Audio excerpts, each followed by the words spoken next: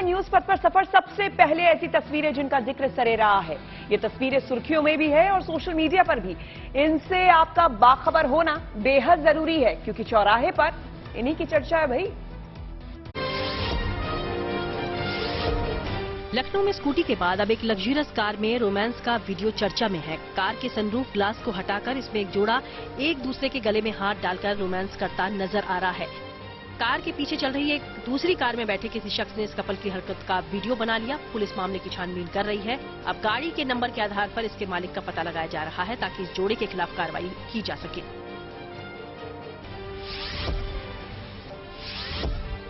उत्तर प्रदेश के मऊ में एक डॉक्टर का वायरल वीडियो चर्चा में है। इस वीडियो में ये डॉक्टर एक व्यक्ति की तरफ हेलमेट फेंकता नजर आ रहा है। बताया जा रहा है कि एक पत्रकार की बातों से झल्लाकर डॉक्टर ने हेलमेट फेंककर उसे चोट पहुंचाने की कोशिश की। वीडियो में पत्रकार अपना मोबाइल छीने जाने का जिक्र भी कर रहा है। दोनों पक्षों की शिकायत पर मामला दर्ज कर पुलिस अपनी कार्रवाई कर रही है।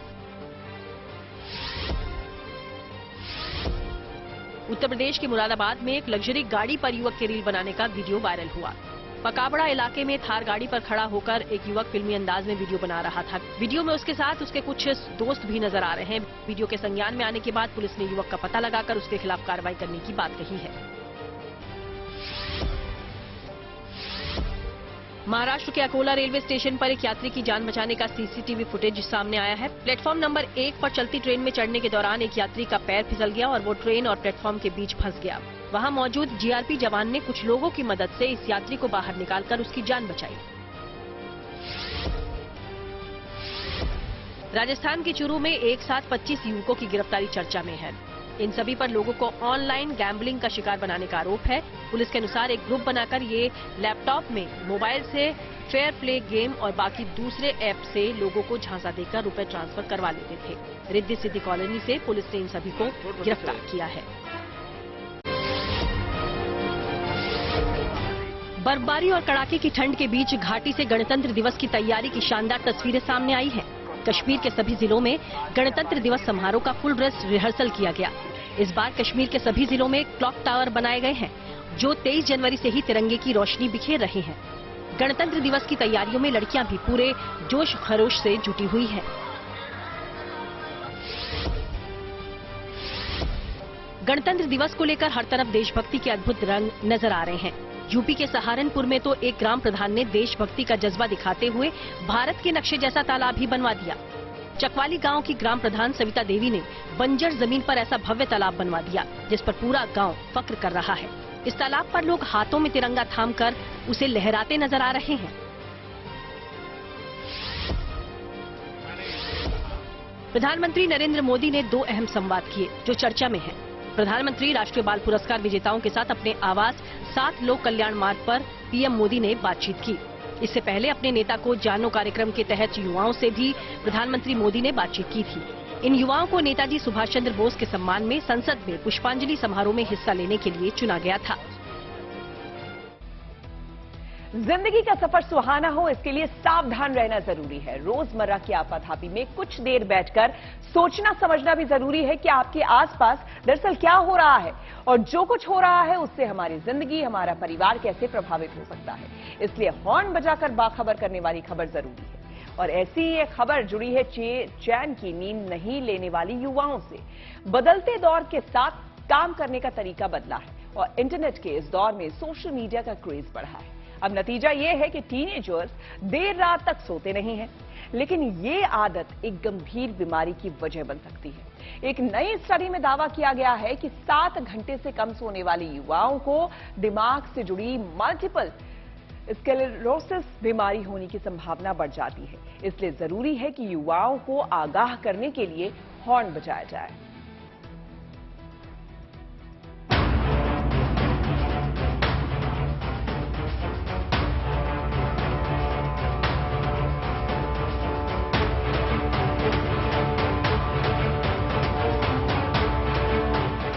कई बार नींद नहीं आने की एक खूबसूरत वजह हो सकती है, लेकिन अक्सर अगर नींद नहीं आ रही तो ये समस्या है जो एक बड़े संकट में तब्दील हो सकती है। खासकर ऐसे टीनेजर्स के लिए जो देर रात तक जागकर या नाइट शिफ्ट में काम करते हैं, और ऐसे युवा भी जिनकी अंगुलियां देर रात तक मोबाइल फोन पर चलती ही रहती हैं। रात में लंबी और अच्छी नींद पूरी नहीं करने वाले किशोर उम्र के बच्चों को एक गंभीर बीमारी मल्टीपल स्क्लेरोसिस अपनी चपेट में ले सकती है। ये दावा स्वीडन की एक नई रिसर्च में किया गया है। इसीलिए जरूरी है कि चैन की नींद नहीं सोने वाले युवाओं के लिए हॉर्न बजाया जाए। पहले समझिए कि नई स्टडी में क्या सामने आया है। किशोर उम्र यानी टीनेज में 7 घंटे से कम सोने पर मल्टीपल स्क्लेरोसिस होने की संभावना बढ़ जाती है। ये स्टडी स्वीडन की कैरोलिंस्का इंस्टीट्यूट में की गई है और इसमें ये दावा किया गया है कि 7 घंटे से ज्यादा की नींद किसी को मल्टीपल स्क्लेरोसिस से बचा सकती है। अब ये जान लीजिए कि मल्टीपल स्क्लेरोसिस बीमारी आखिर होती क्या है। मल्टीपल स्क्लेरोसिस एक ऐसी बीमारी है जो केंद्रीय तंत्रिका तंत्र यानी रीढ़ की हड्डी और मस्तिष्क को प्रभावित करती है। इससे दिमाग और रीढ़ की हड्डी प्रभावित होती है और इसका असर देखने, हाथ पैर चलाने और शरीर के संतुलन पर पड़ता है। इस बीमारी का कोई इलाज नहीं, हालांकि दवा और उपचार से राहत मिल सकती है।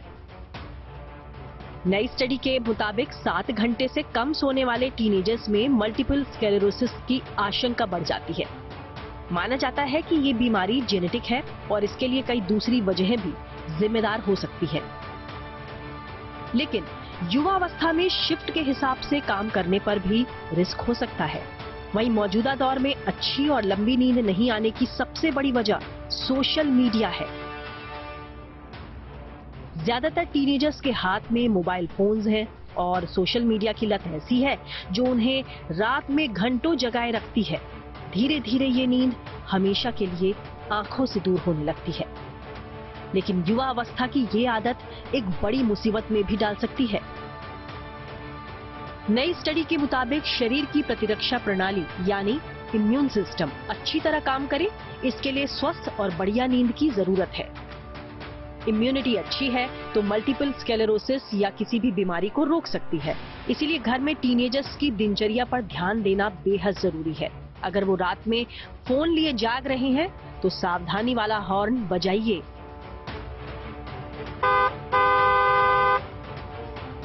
Bureau report, good news today.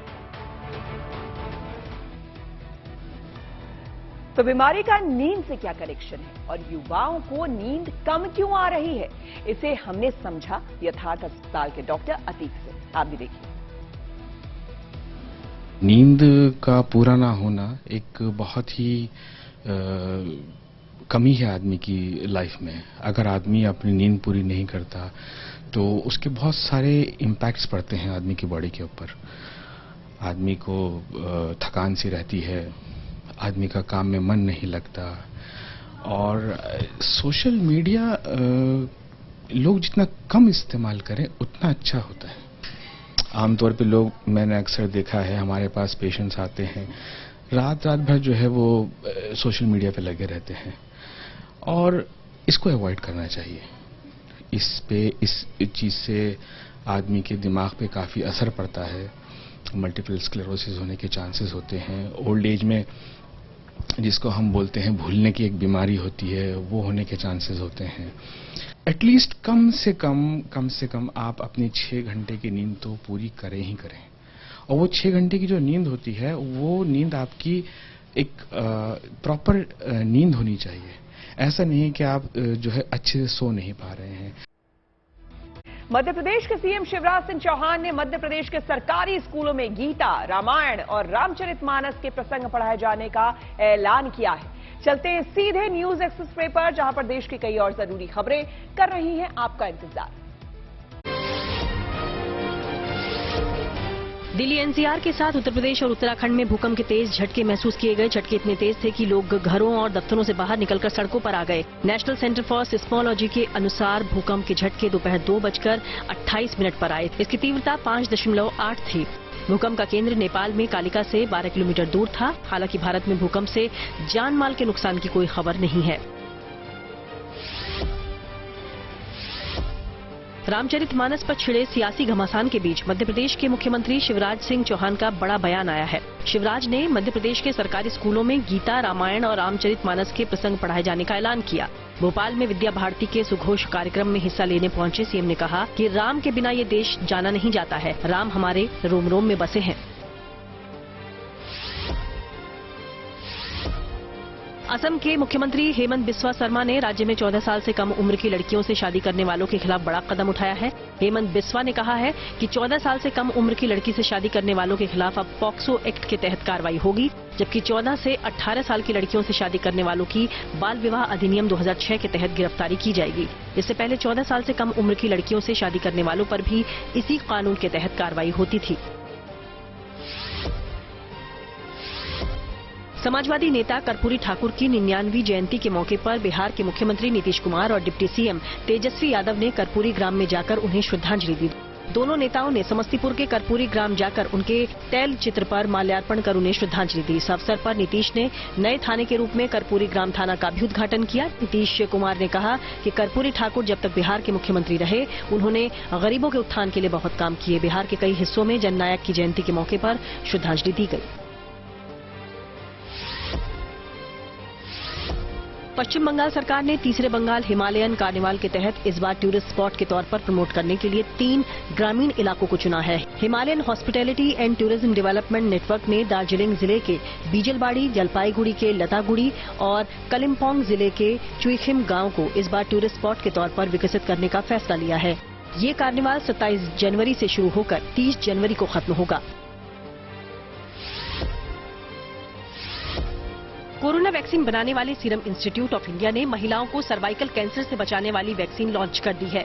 Girl child day के मौके पर गृहमंत्री अमित शाह ने सीरम इंस्टीट्यूट ऑफ इंडिया के सीईओ अदार पूनावाला की मौजूदगी में सर्वावैक नाम से इस वैक्सीन को लॉन्च किया।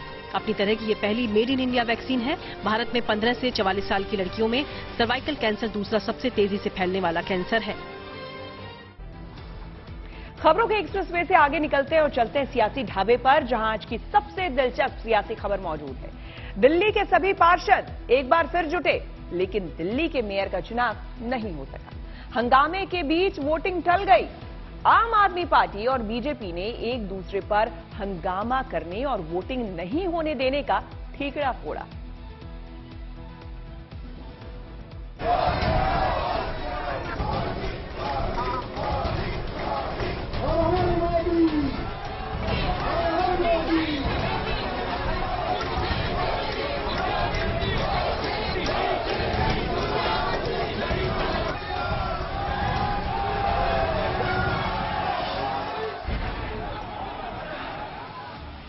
दिल्ली के पार्षद जब दूसरी बार मेयर चुनने के लिए जुटे तो सभी के जहन में 6 जनवरी के घमासान की यादें ताजा थीं।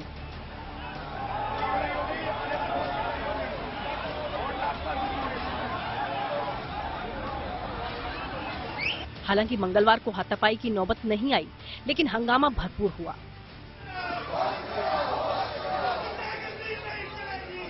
पिछली बार भी जब मनोनीत पार्षदों को पहले शपथ दिलाने की पहल हुई तो आम आदमी पार्टी के पार्षदों ने बवाल किया था। इस बार भी जब उनको शपथ दिलाई गई तो नारेबाजी हुई। शेम शेम के नारों का जवाब जय श्री राम के नारे से दिया गया।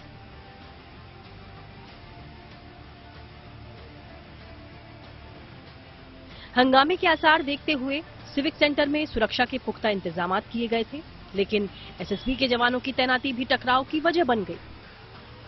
ये तो देश के प्रजातंत्र में कभी नहीं हुआ कि आप लाठी, डंडों और ऑटोमेटिक वेपन्स के साथ पैरामिलिट्री फोर्सेस को हाउस के अंदर घुसा देंगे।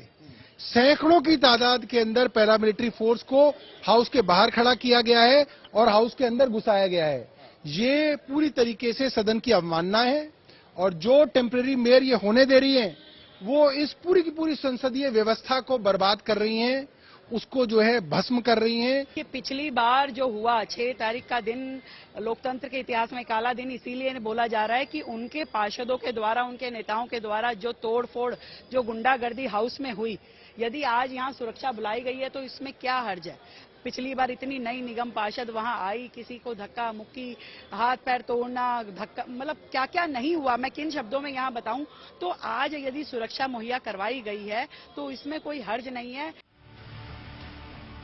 शोर शराबे और नारेबाजी के बाद हालात ऐसे बने कि सदन को अनिश्चित काल के लिए स्थगित करना पड़ा। यानी मेयर का चुनाव फिर टल गया और इसके लिए दोनों ही पार्टियों ने एक दूसरे पर ठीकरा फोड़ा।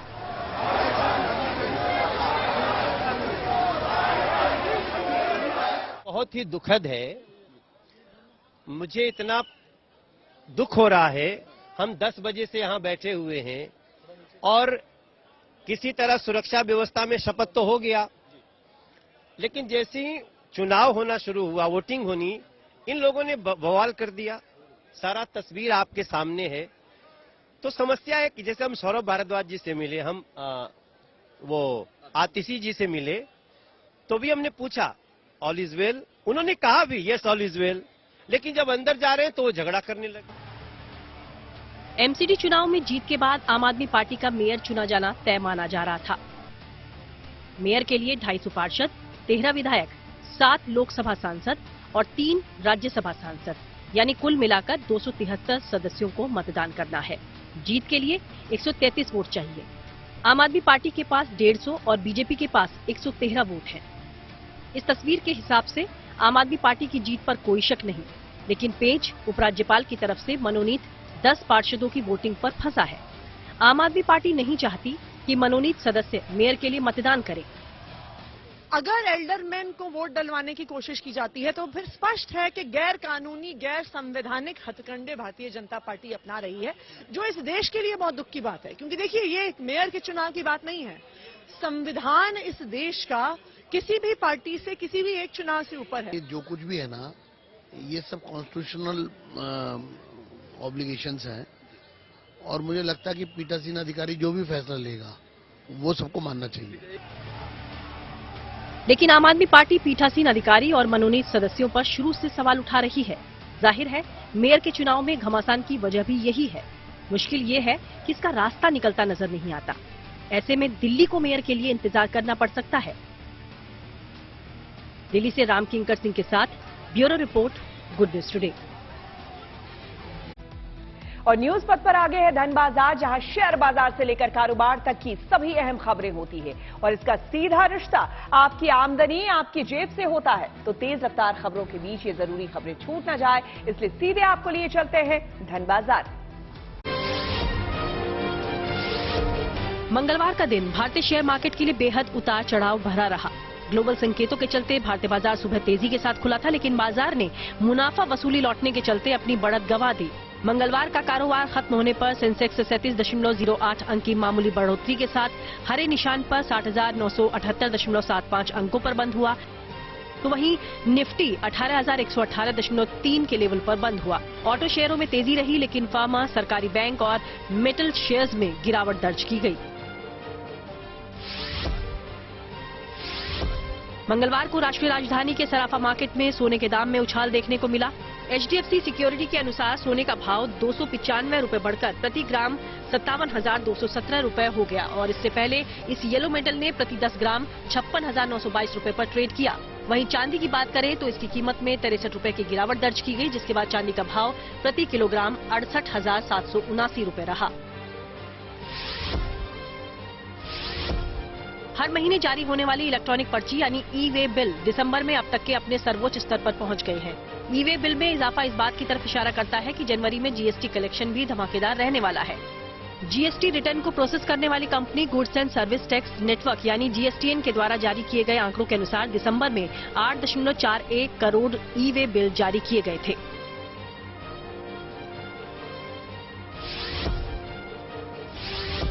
मंगलवार को धन शोधन के एक मामले को लेकर मुंबई की विशेष अदालत में शिवसेना सांसद संजय राउत पेश हुए, जिसके बाद संजय राउत और अन्य के खिलाफ सुनवाई 27 फरवरी तक के लिए स्थगित कर दी गई। ईडी ने उपनगर गोरेगांव में पात्रा चौल के पुनर्विकास से जुड़ी वित्तीय अनियमितताओं में कथित भूमिका के लिए राउत को 1 अगस्त 2022 को गिरफ्तार किया था। यहां की एक विशेष अदालत ने पिछले साल नवंबर में संजय राउत को जमानत दी थी। और न्यूज पथ पर आगे बढ़ते हुए पब्लिक होर्डिंग पर एक जरूरी खबर है। कोरोना वैक्सीन के लिए मजबूर करने से जुड़े सभी मामलों को निपटाते हुए दिल्ली हाईकोर्ट ने एक बड़ा फैसला दिया है और इस तरह सरकारी कॉलेज के एक लेक्चरर को बड़ी राहत दी है। कोर्ट ने साफ कर दिया है कि एम्प्लॉयर यानी कि नियोक्ता वैक्सीनेशन पर जोर नहीं दे सकता है। टीचर ने 2021 में दिल्ली हाईकोर्ट का रुख किया था और वैक्सीन के लिए मजबूर किए बिना काम करने देने की मांग की थी। कोर्ट ने कहा अपने आदेश में कि नियोक्ता वैक्सीनेशन पर जोर नहीं दे सकता। कोर्ट ने सेवा लाभ यानी कि सर्विस के बदले मिलने वाले फायदे के लिए संबंधित प्राधिकरण को एक रिप्रेजेंटेशन की इजाजत दी। टीचर के वकील ने जानकारी दी कि सेवा लाभ के संबंध में 14 जून 2022 को प्रतिनिधित्व किया गया था। रिप्रेजेंटेशन की कॉपी एक सप्ताह के भीतर नए कवरिंग लेटर के साथ अधिकारियों को भेजने का निर्देश दिया गया। कोर्ट ने 30 दिनों के अंदर फैसला लेने का निर्देश दिया। हालांकि याचिकाकर्ता टीचर ने वैक्सीन लगवा लिया है और सेवा लाभ को लेकर कोर्ट का निर्देश आया है। और अब रुक करते हैं प्रगति मार्ग का, जहां ऐसी खबरें हैं जो कि देश की तरक्की, प्रगति और लोगों की काबिलियत दिखाती है। ये खबरें दिल को सुकून देती है, अपने विकास को लेकर एक भरोसा देती है। और ऐसी ये खबर ब्रिटेन से आई है, जहां एक 4 साल का बच्चा टेडी हॉप्स चर्चा में है, क्योंकि वो कई भाषाओं में 100 तक गिनती बोल लेता है, जिसमें चीन की भाषा मैंड्रिन भी शामिल है। देखिए। 2, 3, 4, 5, 6, 7, 8, 9, 10. 11, 12, 13. उम्र महज 4 साल, लेकिन 7 भाषाओं में गिनती का ज्ञान और दुनिया के सर्वश्रेष्ठ IQ के ग्रुप में शुमार। ये साउथ वेल्स में रहने वाले टेडी हॉप्स का छोटा किंतु कमाल का परिचय।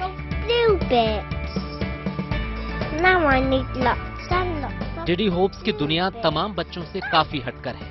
इसे ना तो टीवी में कोई दिलचस्पी है और ना ही बाकी बच्चों की तरह इसे खेलना कूदना पसंद है। टेडी की दुनिया किताबों में बसती है और अलग अलग भाषाओं में गिनती सीखना टेडी हॉप्स की हॉबी है।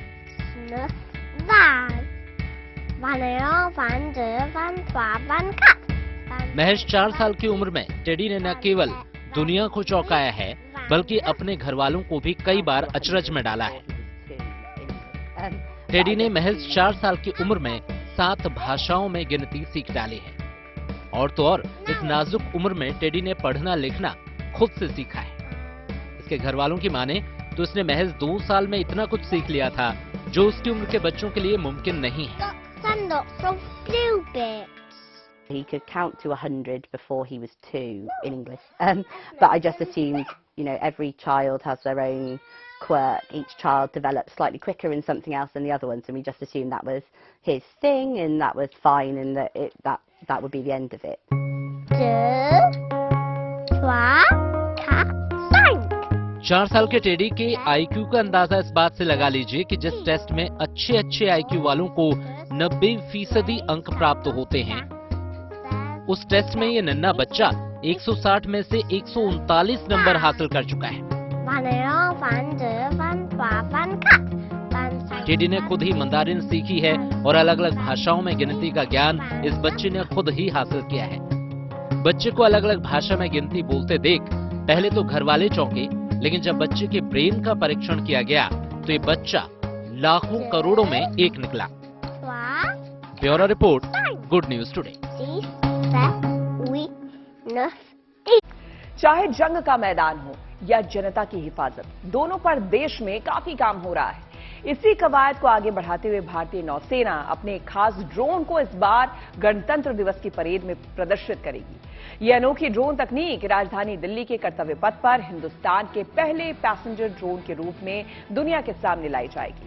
इस ड्रोन को वरुणा नाम दिया गया है। वरुणा ड्रोन को पुणे की सागर डिफेंस इंजीनियरिंग ने बनाया है।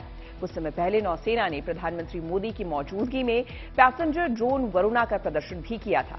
दरअसल इस ड्रोन को लेकर कहा जा रहा है कि युद्ध के मैदान में फ्रंट लाइन सैनिकों की हिफाजत, राष्ट्रीय निगरानी और सुरक्षा में सुधार के लिए किया जा सकता है। वरुणा पैसेंजर ड्रोन में एक व्यक्ति सवारी कर सकता है। ये पैसेंजर ड्रोन 130 किलोग्राम वजन के साथ करीब 25 किलोमीटर तक उड़ान भर सकता है। एक बार उड़ान भरने के बाद वरुणा ड्रोन 25 से 33 मिनट तक हवा में रह सकता है। थोड़ी देर ठहरकर वायरल चौक पर उन वीडियोस को देख लेते हैं जो कि सोशल मीडिया में खूब धमाल मचा रहे हैं, यानी कि पसंद किए जा रहे हैं। इनमें से कुछ ऐसे वीडियोस हैं जो आपको इमोशनल कर देंगे, कुछ आपको हंसाएंगे भी। इस वायरल वीडियो में जो रूप धर कर ये लड़की मेट्रो में घुसी है वो बॉलीवुड फिल्म भूल भुलैया में मंजुलिका नाम के किरदार का है।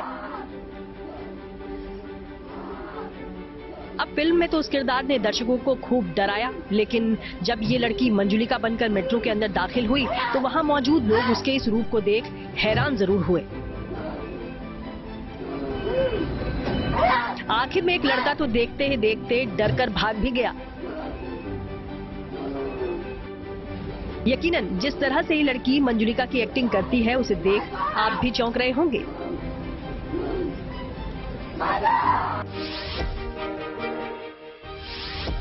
सही कहा है, दूसरों की मदद करना ही इंसानियत की परिभाषा है। अब इस किंगफिशर पंछी को ही ले लीजिए, उसके पंजे दरअसल बर्फीली हवा में लोहे की रॉड पर चिपक गए थे। इस मुसीबत से निकलने के लिए पंछी ने खूब कोशिशें की लेकिन नाकाम रहा। बस इसी दौरान इस शख्स की उस पर नजर पड़ी और फिर हथेली की गर्मी से ही पंछी के पंजे आजाद हो गए।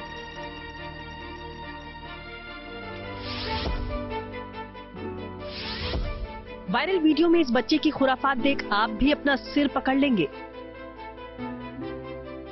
उसकी मां उसे स्कूटी पर ले जा रही है। इस दौरान बच्चा स्कूल ड्रेस पहने और कंधे पर बैग लटकाए भी दिख रहा है, लेकिन लग रहा है ये बच्चा स्कूल जाना नहीं चाहता। तभी वो इस उदासी में स्कूटी पर कुछ ऐसे बैठा है।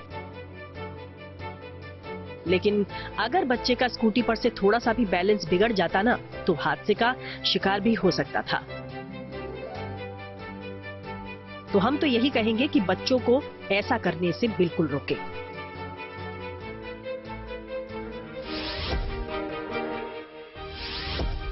जगलिंग का ये हुनर देख आप हैरान हो जाएंगे।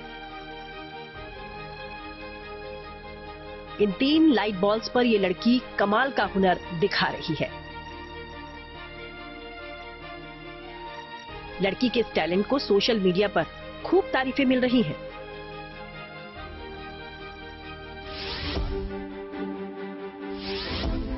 यकीनन बचपन में आपने ये खेल जरूर खेला होगा, लेकिन इस खेल में शामिल ये खिलाड़ी थोड़ा अनोखा है, थोड़ा जुदा है। इस डॉगी का खेलने का ये क्यूट अंदाज सोशल मीडिया पर खूब वायरल हो रहा है।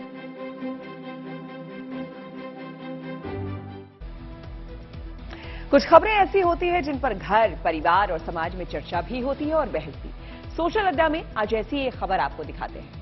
ऑनलाइन फूड मंगाने का चलन हिंदुस्तान में तेजी से बढ़ रहा है। घर में खाना बनाने का मूड अगर नहीं है या कुछ अलग से खाने का मन है तो फौरन जोमैटो या फिर स्विगी जैसे जो ऐप हैं उन पर जाकर आप ऑर्डर बुक करते हैं और 20 से 25 मिनट के भीतर जायकेदार खाना आपके घर पहुंच जाता है। लेकिन इस ऑनलाइन डिलीवरी सिस्टम में एक स्कैम सामने आने से सनसनी मच गई है। स्कैम की सच्चाई तो साबित नहीं हो सकी है, लेकिन इससे एक चर्चा गर्म है कि डिलीवरी बॉय और कस्टमर मिलकर कंपनी को चूना लगा सकते हैं। अब क्या है पूरा मामला, जानने के लिए देखिए ये रिपोर्ट।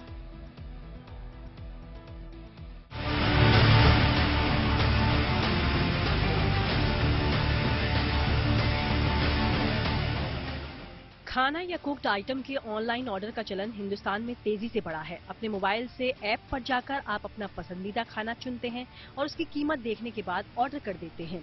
ऑर्डर करने के 20 मिनट या आधे घंटे के अंदर आपको गर्मा गर्म खाने की डोर डिलीवरी भी मिल जाती है। लेकिन फूड टेक जोमैटो के एक ताजा विवाद ने कंपनी और कस्टमर से लेकर डिलीवरी बॉय सभी को सन्न कर दिया है।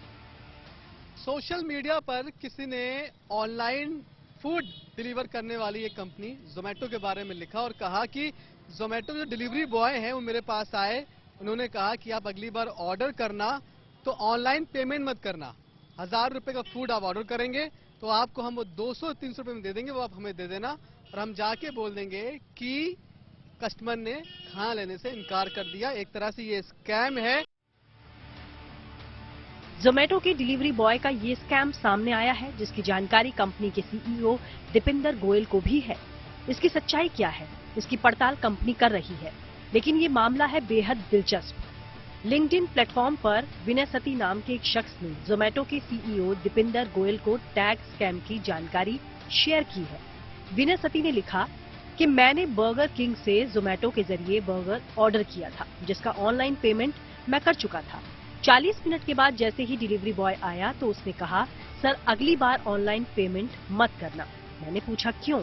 अगली बार जब आप कैश ऑन डिलीवरी से 700-800 रुपए का खाना ऑर्डर करेंगे तो आपको उसके लिए केवल 200 रुपए देने होंगे। मैं दिखाऊंगा कि आपने खाना नहीं लिया है, लेकिन मैं डिलीवरी करूंगा। बस आपको मुझे 200 से 300 रुपए देने होंगे और आप 1000 रुपए के खाने का मजा लेना। लिंक्डइन पर ये जानकारी देखकर जोमेटो कंपनी में हड़कंप समझ गया। दीपिंदर गोयल ने फौरन इसका जवाब भी लिखा। मैं इस स्कैम के बारे में जानता हूं और खामियों को दूर करने के लिए काम कर रहा हूं। साफ है कि कंपनी विनय सती के सोशल मीडिया पोस्ट को हल्के में नहीं ले रही है, लेकिन लाख टके का सवाल ये कि क्या ये मुमकिन है, क्योंकि ऑर्डर अगर कैंसिल हुआ तो उस खाने का रिटर्न सुनिश्चित करने की व्यवस्था कंपनी ने की हुई है।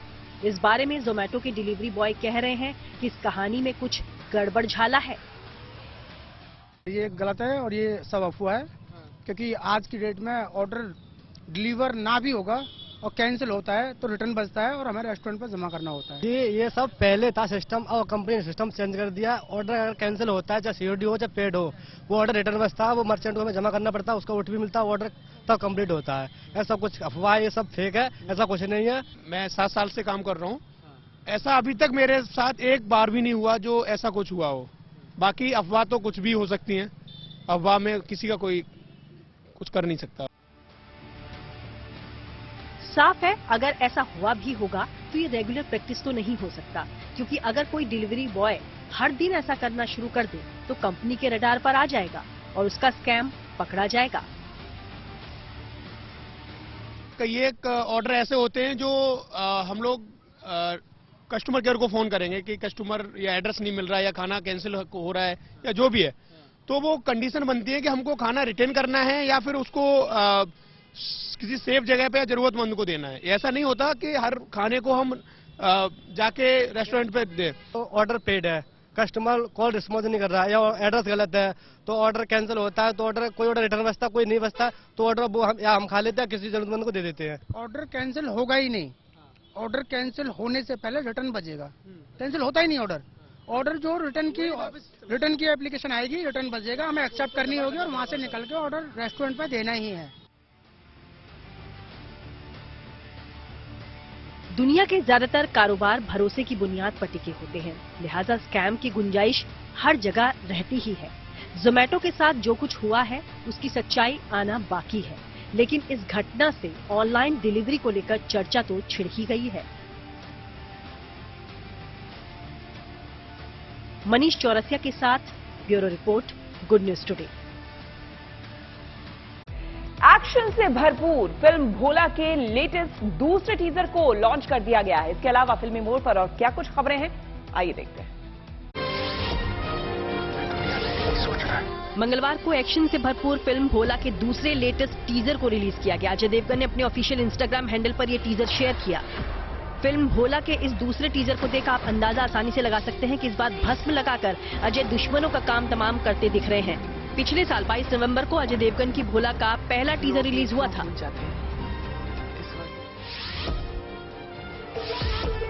23 जनवरी को तू झूठी मैं मक्कार का शानदार ट्रेलर रिलीज हुआ। वहीं खबर है कि ये फिल्म सिनेमाघरों के अलावा अब OTT प्लेटफॉर्म पर भी रिलीज होने के लिए तैयार है। फिल्म की ऑनलाइन स्ट्रीमिंग नेटफ्लिक्स पर होने की खबर है। डायरेक्टर लव रंजन के डायरेक्शन में बनी इस फिल्म में रणबीर और श्रद्धा की धमाकेदार केमिस्ट्री दिखाई देगी। फिल्म 8 मार्च को सिनेमाघरों में रिलीज होगी। बॉलीवुड डायरेक्टर सुभाष घई के 78वें बर्थडे के मौके पर पार्टी रखी गई, जिसमें फिल्मी दुनिया के कई सितारे शामिल हुए। इस दौरान सलमान खान सुभाष घई को जन्मदिन की मुबारकबाद देने पहुंचे, तो अभिषेक बच्चन, ऐश्वर्या राय भी इस खास पार्टी का हिस्सा बने।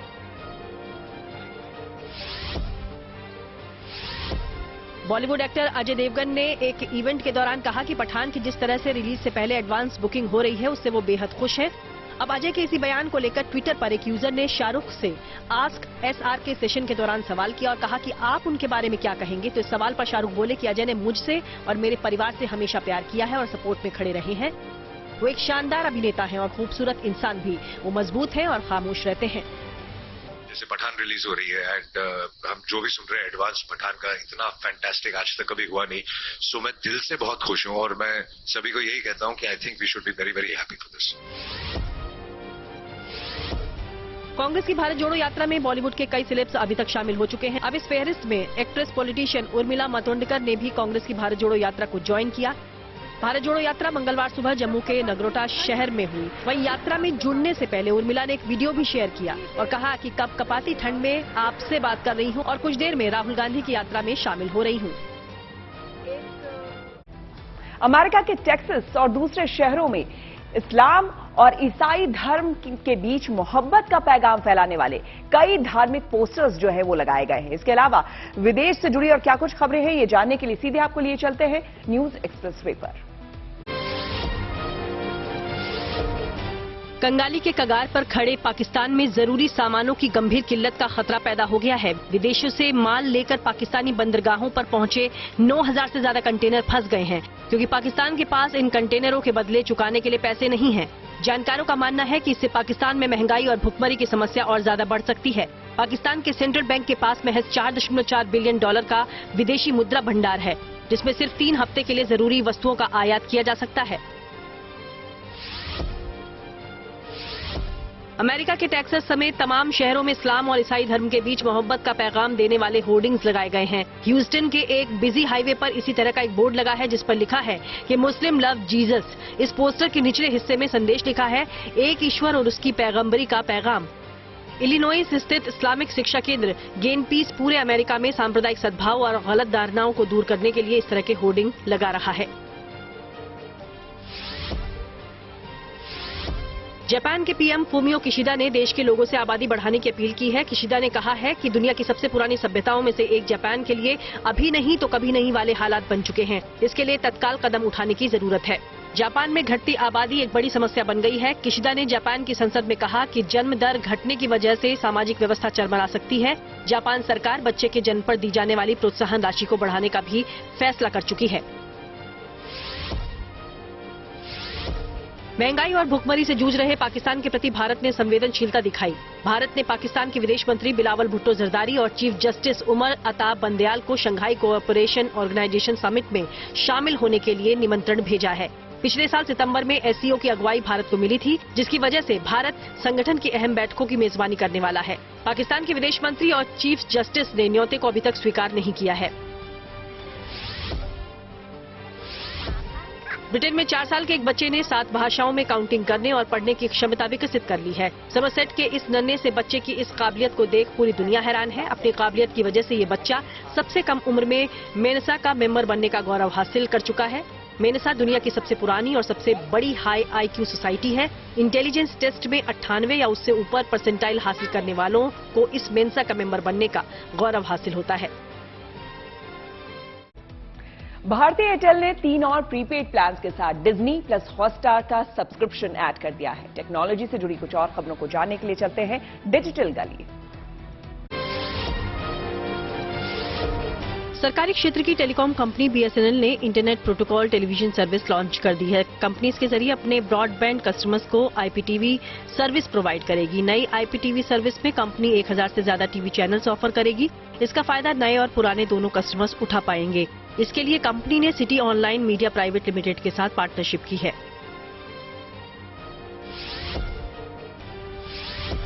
भारतीय एयरटेल ने 3 और प्रीपेड प्लान्स के साथ डिज्नी प्लस हॉटस्टार का सब्सक्रिप्शन ऐड कर दिया है। इसके साथ कंपनी अब कुल 7 प्रीपेड प्लान्स के साथ डिज्नी प्लस हॉटस्टार का सब्सक्रिप्शन ऑफर कर रही है। आप इसका फायदा अब 719 रुपए, 779 रुपए और 999 रुपए वाले प्लान के साथ उठा सकते हैं। भारतीय एयरटेल 399 रुपए, 499 रुपए, 839 रुपए और 3359 रुपए वाले प्लान के साथ पहले से ही ये सुविधा अपने कस्टमर्स को दे रही थी। कंज्यूमर इलेक्ट्रॉनिक ब्रांड यूबॉन ने अपना नया यूबॉन टेक मास्टर LM915 लॉन्च कर दिया है। डेस्क लैंप होने के साथ साथ इसमें इनबिल्ट मोबाइल स्टैंड और क्लॉक फीचर के साथ 20 वॉट वायरलेस चार्जिंग की सुविधा भी दी गई है। इतना ही नहीं, इसमें आपको टच कंट्रोल स्क्रीन भी मिल जाती है। इसकी LCD स्क्रीन के निचले हिस्से में मल्टीफंक्शनल डिजिटल क्लॉक दी गई है, जो समय के साथ तारीख और मौसम का हाल भी बताती है। सैमसंग ने अपने latest 5G smartphone Galaxy A14 5G और गैलेक्सी A23 5G की बिक्री शुरू कर दी है। गैलेक्सी A14 5G और A23 5G लेटेस्ट फीचर और अच्छी कीमत के साथ मार्केट में उतारे गए हैं। गैलेक्सी A23 5G में 8GB प्लस 128GB वेरिएंट की कीमत 24,999 रुपए रखी गई है, जबकि 6GB प्लस 128GB वेरिएंट की कीमत 22,999 रुपए है। वहीं गैलेक्सी A14 5G में 8GB प्लस 128GB वेरिएंट की कीमत 20,999 रुपए, 6GB प्लस 128GB वेरिएंट की कीमत 18,999, जबकि 4GB प्लस 64GB वेरिएंट की कीमत 16,499 रुपए रखी गई है। आईसीसी ने साल 2022 की विमेंस और men's one day team of the year की घोषणा कर दी है। इसके अलावा खेल से जुड़ी कुछ और खबरों को जानने के लिए सीधे लिए चलते हैं खेल चक्कर। अपना आखिरी ग्रैंड स्लैम खेल रही भारतीय स्टार सानिया मिर्जा और रोहन बोपन्ना की जोड़ी ने ऑस्ट्रेलियन ओपन की मिक्स्ड कैटेगरी के सेमीफाइनल में प्रवेश कर लिया है। भारतीय जोड़ी को क्वार्टर फाइनल मुकाबले में स्पेन के वेगा हर्नांडेज और लातविया की जेलेना ओस्तापेंको ने वॉकओवर दिया। अब सेमीफाइनल मुकाबला 26 जनवरी को है। आईसीसी ने साल 2022 की विमेंस और men's one day team of the year की घोषणा की।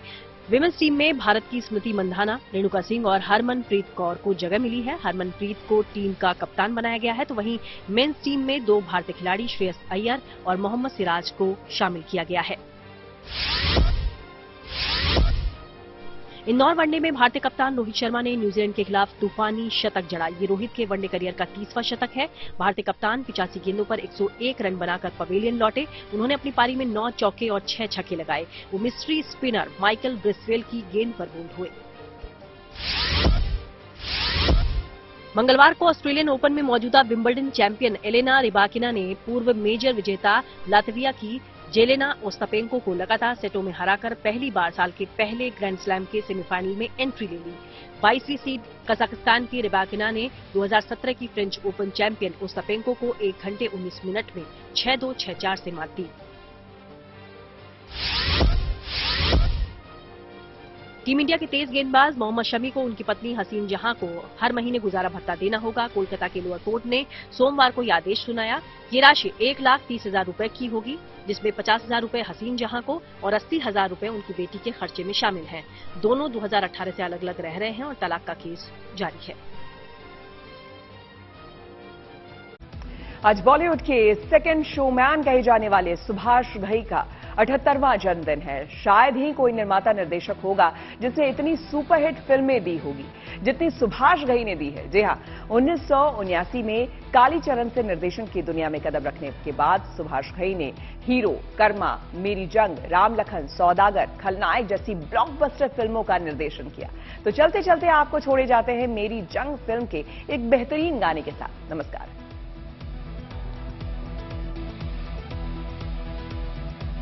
दिल